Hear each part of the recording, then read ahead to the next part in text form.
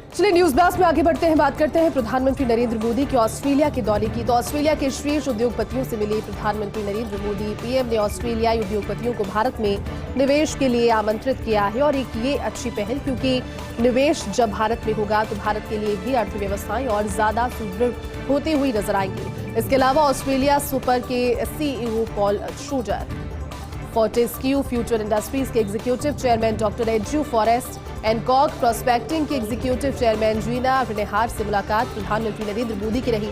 और कल ऑस्ट्रेलिया के दौरे पर चूंकि प्रधानमंत्री नरेंद्र मोदी पहुंचे थे, आज भी 20,000 लोगों को संबोधित करने वाले हैं। इसी बीच देखिए, स्वागत सत्कार का दौर लगातार जारी रहा। देश के बाहर भी प्रधानमंत्री की लोकप्रियता का अंदाजा इस बात से आप लगा सकते हैं कि प्रवासी भारतीयों में तो प्रधानमंत्री की लोकप्रियता है ही, वो शीर्ष पर है और जब भी पहुंचते हैं वहां पर इस तरह का माहौल हो जाता है। लगता नहीं है कि देश के बाहर किस तरह की तस्वीर है, लगता है कि देश के भीतर ही किसी जगह की तस्वीर है। लेकिन ऑस्ट्रेलिया के भीतर भी, वहां के भी लोगों के अंदर उनकी लोकप्रियता के अंदाजे को इस बात से आप नाप सकते हैं। उद्योगपतियों से जब प्रधानमंत्री नरेंद्र मोदी ने मुलाकात की, बड़े बड़े इंडस्ट्रियलिस्ट थे, लेकिन उनके साथ मुलाकात के जरिए प्रधानमंत्री ने उन्हें सभी को भारत में आने वाले दिनों में निवेश के लिए, इन्वेस्ट के लिए आमंत्रित किया है और ये भी बताया कि भारत में किस तरह की व्यापारिक संभावनाएं आगे बढ़ती हुई नजर आ रही है। जीडीपी किस तरह से आगे मजबूती से बढ़ रही है और भारत की अर्थव्यवस्था की वजह से उन्हें भी उनके बिजनेस में, उनके इंडस्ट्रीज में किस तरह से लाभ हो सकता है। तमाम सारी चीजें कल ऑस्ट्रेलिया के दौरे पर प्रधानमंत्री पहुंच गए थे, आज भी ऑस्ट्रेलिया के दौरे पर रहेंगे।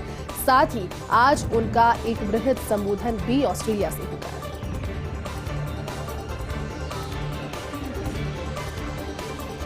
और इसी के साथ फर्स्ट इंडिया की खबर पर भी मोहर लगी, क्योंकि लगातार आपको बता रहे थे कि प्रधानमंत्री फिर से राजस्थान आने की योजना बना रहे हैं, जिस पर अब पुख्ता जानकारी सामने आ गई है। प्रधानमंत्री नरेंद्र मोदी 31 मई को अजमेर पहुंचेंगे।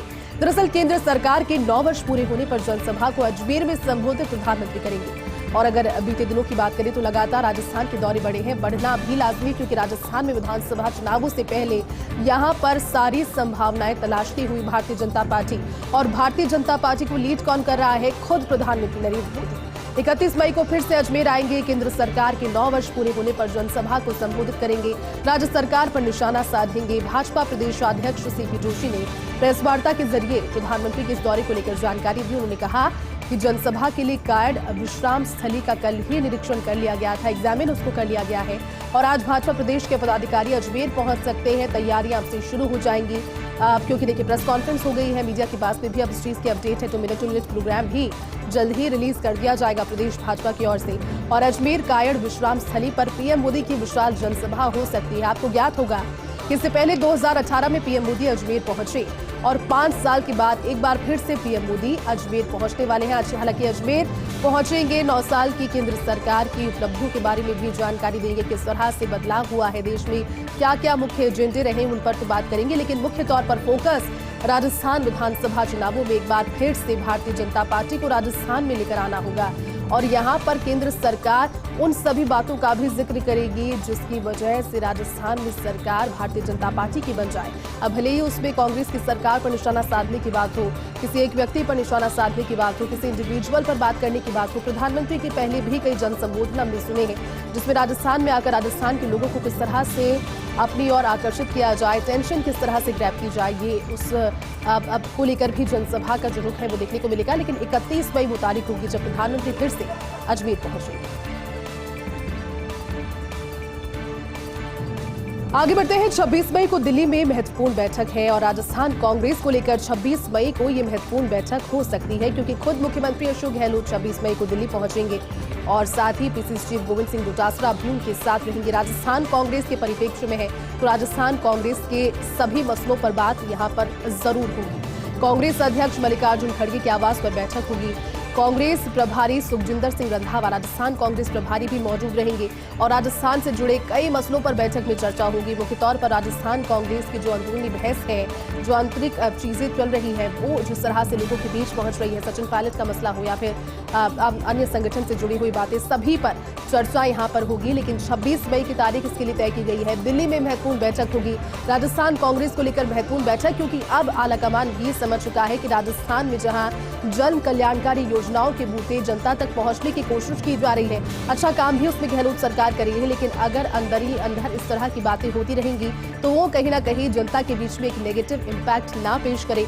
उसको रिजॉल्व करने की जरूरत है और अपने स्तर पर सभी उसको रिजॉल्व करने की कोशिश कर रहे हैं। और ऐसे में मल्लिकार्जुन खड़गे की आवाज पर 26 मई को राजस्थान कांग्रेस के लिहाज से ये महत्वपूर्ण बैठक है। मुख्यमंत्री अशोक गहलोत ने उदयपुर में एक महत्वपूर्ण बयान दिया। उन्होंने कहा कि हर परिवार को 25 लाख रुपए का बीमा मिल रहा है और महंगाई के दौर में इससे अच्छी कोई स्कीम नहीं हो सकती। उन्होंने कहा कि चिरंजीवी के दायरे को बढ़ाया गया और महंगाई के इस दौर में जब लोग अपनी सेहत को लेकर, अपनी हेल्थ को लेकर बहुत कॉन्शियस रहते हैं, ऐसे में सरकार ने उनकी इस मन की भावना को कोविड के बाद में समझने की कोशिश की। वो समझ चुके हैं कि किस तरह से अगर व्यक्ति स्वस्थ रहेगा, स्वास्थ्य की दृष्टि से अगर परिपूर्ण रहेगा, किसी तरह का संशय मन में नहीं होगा, कोई डर नहीं होगा, तो फिर देश में और खासतौर पर राजस्थान के वासियों की यहाँ पर बात की जा रही है, उनमें ना तो गरीबी का इस तरीके से जो खपत है पैसों की वो होगी किसी भी तरह की चिकित्सकीय सेवाओं से जुड़ी हुई, क्योंकि सरकार वो वहन कर रही है और सरकार ये लाभ दे रही है। उन्होंने कहा कि पूरे देश में स्कीम की चर्चा जारी है, जातिगत जनगणना होनी चाहिए, इसका प्रस्ताव कांग्रेस ने पारित किया है। उन्होंने कहा कि जनगणना जातिगत तौर पर होनी चाहिए, इस प्रस्ताव को कांग्रेस पारित कर चुकी है और पत्र भी इसको लेकर प्रधानमंत्री को उन्होंने लिखा है। प्रधानमंत्री नरेंद्र मोदी को पत्र लिख दिया है, ये मुख्यमंत्री अशोक गहलोत ने कहा। उन्होंने कहा कि एमबीसी का आरक्षण भी हम लोगों के होते हुए मिला। कर्नल बैंसला ने अलग जगाई, बीजेपी राज में फायरिंग हुई लेकिन हमने लाठीचार्ज तक नहीं होने दिया। तो मुख्यमंत्री अशोक गहलोत ने सब तमाम सारी बातें कही। उन्होंने कहा कि जिस तरह से एक संवेदनशीलता दिखाते हुए, एक मानवीय दृष्टिकोण दिखाते हुए अलख जगाने का कार्य राज्य सरकार कर रही है। भारतीय जनता पार्टी की उन तमाम नीतियों से लड़ाई की कोशिश कर रही है। भारतीय जनता पार्टी की राज में फायरिंग हुई लेकिन लाठीचार्ज तक यहाँ पर गुर्जर आरक्षण आंदोलन के समय नहीं होने दिया। ये उदयपुर में तमाम सारी बातें मुख्यमंत्री अशोक गहलोत ने। आगे बढ़ते हैं, बात करते हैं नीतीश कुमार को लेकर पीके की भविष्यवाणी की। लगातार विपक्ष को एक करने के लिए देश में नीतीश कुमार घूम रहे हैं और विभिन्न विपक्षी राजनीतिक दलों से मुलाकात कर रहे हैं। उनके प्रमुखों से लगातार मुलाकात नीतीश कुमार कर रहे हैं, क्योंकि विपक्षी एकता की एक तस्वीर जो कई मौकों पर अलग अलग समय पर सामने आती है, लेकिन वो क्षणिक होती है। थोड़ी देर के बाद में वो टेम्परेरी तस्वीर धूमिल हो जाती है, उसके बाद में फिर आपस में बातचीत होना भी बंद। लेकिन नीतीश कुमार की भूमिका यहाँ पर सक्रिय बनी हुई है। लगातार सभी पार्टी प्रमुखों के साथ में किसी न किसी तरह से मुलाकात कर रहे हैं। हालांकि इसी बीच चुनावी रणनीतिकार प्रशांत किशोर ने भविष्यवाणी उनको लेकर कर दी। उन्होंने कहा कि आज नीतीश कुमार क्या कर रहे हैं इस पर ज्यादा बोलने का कोई मतलब नहीं है, लेकिन आज से 5 साल पहले आंध्र प्रदेश के मुख्यमंत्री थे चंद्रबाबू नायडू। वो इसी भूमिका में थे जिस भूमिका में आज नीतीश कुमार आने का प्रयत्न कर रहे हैं। आंध्र प्रदेश में नायडू उस समय बहुमत की सरकार चला रहे थे। नतीजा ये हुआ कि आंध्र प्रदेश में उनके सांसद घटकर सिर्फ 3 हो गए। सिर्फ 23 विधायक जीते और वो भी सत्ता से बाहर हो गए। नीतीश कुमार 42 विधायकों के साथ आज लंगड़ी सरकार चला रहे हैं, प्रशांत किशोर ने कह दिया। और साथ ही कहा कि नीतीश कुमार को बिहार की चिंता करनी चाहिए, ना कि विपक्षी एकता।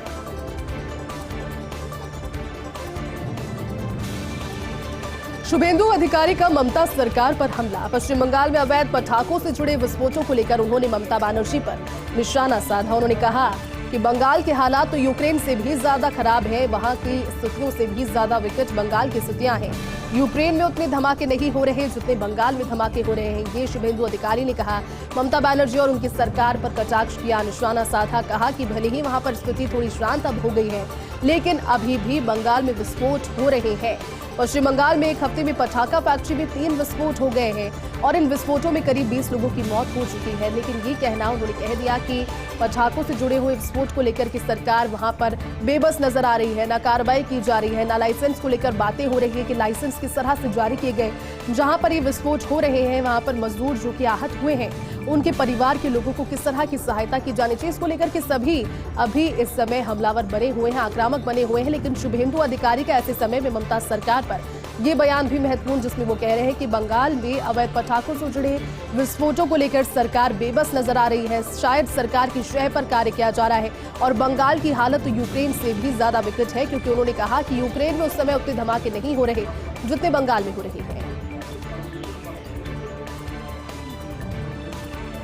चलिए बात करते हैं प्रदेश में अगले 24 घंटे के मौसम के मिजाज की। तो 24 घंटे में मौसम बदल सकता है। जी हां, नया सिस्टम एक्टिव होने से भीषण गर्मी से राहत मिलेगी, क्योंकि नौतपा कल से यानी सोमवार से शुरू हो गया है और वो महसूस भी हो रहा है इस समय। तीव्र गर्मी पड़ रही है, तीखी गर्मी पड़ रही है, झुलसाने वाली धूप निकल रही है, लेकिन पश्चिमी विक्षोभ से आंधी बारिश का दौर चलने वाला है। ये संभावनाएं मौसम विभाग की ओर से जाहिर की जा रही है। अगले 7 दिनों तक 20 जिलों में तेज हवाएं चल सकती है। बारिश का भी अलर्ट है और एक और वेस्टर्न डिस्टर्बेंस की वजह से ये एक बार फिर से प्रबल संभावनाएं तेज हवाओं और बारिश की बन रही है। नया सिस्टम जो कि 24 और 25 मई से सबसे ज्यादा सक्रिय होगा। 24 और 25 मई को सबसे ज्यादा एक्टिव अपनी स्थिति में नया पश्चिमी विक्षोभ होगा और ऐसे में आंधी बारिश से तापमान में अभी जो झुलसाने वाली गर्मी है उससे 4 से 5 डिग्री की गिरावट तो हो सकती है। हालांकि पिछले 24 घंटे की अगर बात करें तो प्रदेश में 3 शहर ऐसे थे जहां पारा 45 डिग्री के पार पहुंच गया। सर्वाधिक 45.7 डिग्री तापमान चूरू में दर्ज हुआ और चूरू का ये तापमान रिकॉर्ड तोड़ रहा, क्योंकि प्रदेश के ऐसे और 3 जिले रहे। बीकानेर में भीषण झुलसाने वाली गर्मी रही, चूरू में 45.7 डिग्री तापमान। लेकिन इस पूरी गर्मी के बीच में राहत की बात ये, क्योंकि नौतपा चल रहा है। नौतपे के लिए कहा जाता है कि इस समय जितना तपता है उतना ही मानसून में बरसता है। हालांकि इस बार पूरा सिस्टम ही एक तरीके से हिला हुआ है, कभी बारिश, कभी तेज हवाएं, कभी तेज धूप निकलना। लेकिन विशेषज्ञ मौसम यही बता रहे हैं कि आगे 24 और 25 मई को सबसे ज्यादा सक्रिय ये पश्चिमी विक्षोभ रहेगा और इसके असर से 20 से ज्यादा जिले बताए जा रहे हैं जहां पर तेज हवाएं और बारिश का दौर जारी रहेगा। बात करते हैं भारतीय जनता पार्टी की सियासत की, तो अलग से अंदाज में जाती भाजपा की सियासत पर ऐश्वर्य प्रधान सहयोगी की रिपोर्ट आपको बताते हैं। सतीश पूनिया और राजपाल सिंह शेखावत एक साथ, दोनों ही नेता एक ही वाहन में साथ बैठकर झोटवाड़ा गए। दोनों के बीच लंबी मंत्रणा का दौर भी चला। शहीद की प्रतिमा अनावरण समारोह में दोनों की उपस्थितियां रही, दोनों की तस्वीरें रही, खूब देर तक बातें करते रहे।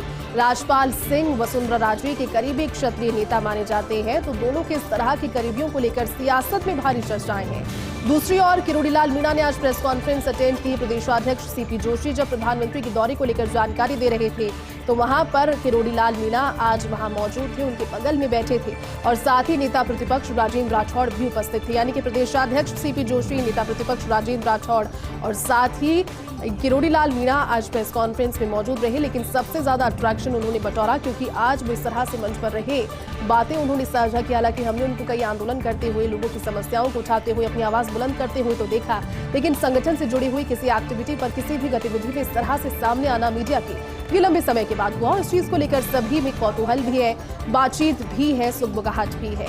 सतीश पूनिया के करीबी रामलाल शर्मा की 13 नंबर से माफ कीजिएगा करीबियां बढ़ रही है और लंबे अरसे के बाद वसुंधरा राजे का भव्य स्वागत चौमू में किया गया। हालांकि कहा जाता है कि सतीश पूनिया के करीबी है विधायक रामलाल शर्मा, 13 नंबर से उनकी करीबियां बढ़ रही है और लंबा अरसा बीतने के बाद वसुंधरा राजे का भव्य स्वागत चौमू में उनके द्वारा, उनके कार्यकर्ताओं के द्वारा किया गया। और जब वसुंधरा गई थी खाचरियावास तो रामलाल ने उनका वहां पर भी स्वागत किया था। हाल ही में जब खाचरियावास गांव पहुंची थी तब भी उनका भव्य स्वागत किया।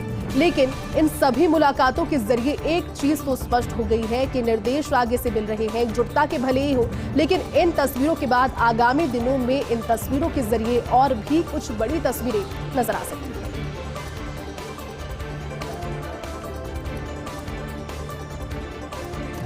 ग्रेट व्हाइट पैलिंकन्स का आना सागर में डेरा, 42 डिग्री के पारे में भी अजमेर की आना सागर झील में अटखेलियां कर रहे हैं, विचरण कर रहे हैं। देखिए, अमूमन यूरोप, अफ्रीकी देशों में ग्रेट व्हाइट पैलिंकन्स पाए जाते हैं, लेकिन 34 डिग्री तापमान तक तो सहन कर सकते हैं। लेकिन अभी पक्षी विशेषज्ञ, विषय विशेषज्ञ भी इस चीज को लेकर स्तब्ध हैं कि 42 से 43 डिग्री और लगातार पारा आगे बढ़ता हुआ फ्लक्चुएट हो रहा है। ऐसे भीषण तापमान में भी ग्रेट व्हाइट पैलिंकन्स किस तरह से वहां पर सर्वाइव कर रहे हैं, अटखेलियां करते हुए दिख रहे हैं। हालांकि इतनी भीषण गर्मी में पक्षियों को देखकर पक्षीविद हैरान हैं और अब अध्ययन स्टडी इसी पर की जा रही है कि क्या इतनी ज्यादा टेम्परेचर को भी सहन करने के लिए अनुकूल बनाए गए हैं, क्या इतना ज्यादा टेम्परेचर भी वो सर्वाइव अगर कर रहे हैं तो सहन कैसे कर रहे हैं। खास तौर पर इनके लिए कहा जाता है कि शीत प्रदेशों में पाए जाते हैं ये पक्षी, लेकिन राजस्थान जैसे मरु प्रदेश में, और वो भी मई की भीषण गर्मी में अगर वहां पर है तो उन पर स्टडी होने वाली है।